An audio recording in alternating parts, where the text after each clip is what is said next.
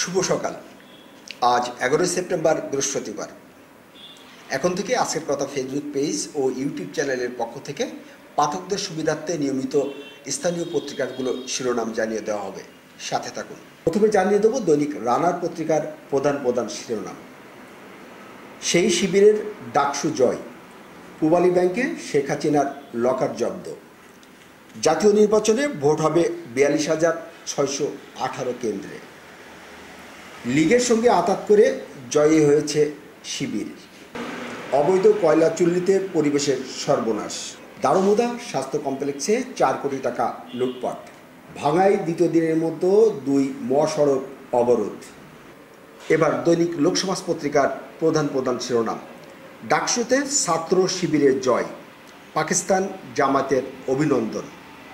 শেখ হাসিনার লকার জব্দ মতিঝিল পূবালী ব্যাংকে। আওয়ামী লীগের সাথে আঁতাত করে শিবির ডাকসু নির্বাচনে জিতেছে মির্জা আব্বাস।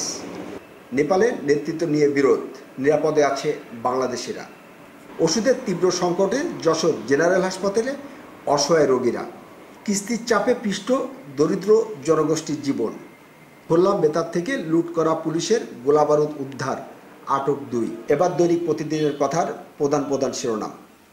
ভারত বিরোধিতার কারণে প্রধানমন্ত্রিত্ব হারিয়েছি, নেপালের ক্ষমতাচ্যুত প্রধানমন্ত্রী।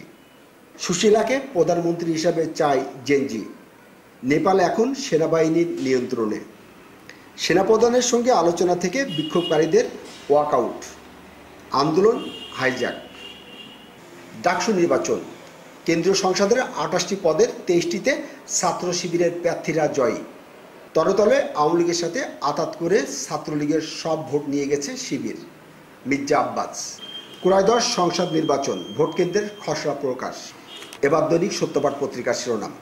দেশের বাজারে বেড়েই চলেছে স্বর্ণের দাম, থামবে কোথায়? যশোর 2 আসনে জামাতের মুসলিম উদ্দিন ফরিদ প্রার্থী। দৈনিক প্রভাতী পত্রিকার প্রধান শিরোনাম। ডাকসুর ভিপি সাজিদ জিএস ফরাদ, রাজনৈতিক পট পরিবর্তনে বদলেছে ছাতা, বেড়েছে চুল্লির সংখ্যা।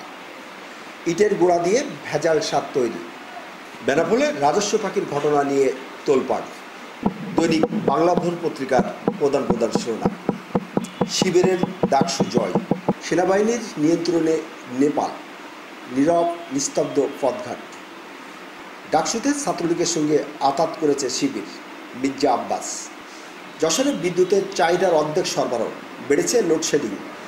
এবার দৈনিক স্পন্দন পত্রিকার প্রধান শিরোনাম।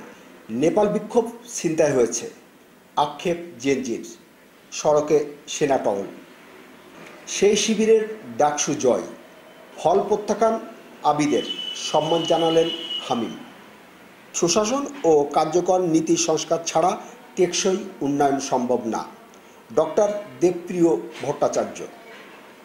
সংসদীয় আসন কমানোর প্রতিবাদ, 48 ঘন্টা অবরোধের প্রথম দিনেই অচল মোংলা সহ বাগেরহাট। সাথে থাকার জন্য ধন্যবাদ। নিয়মিত স্থানীয় পত্রিকাগুলোর প্রধান শিরোনাম জানতে যুক্ত থাকুন আজকের কথা ফেসবুক পেজ এবং ইউটিউব চ্যানেলের সাথে। সে পর্যন্ত সবাই ভালো থাকবেন, সুস্থ থাকবেন। আল্লাহ হাফেজ।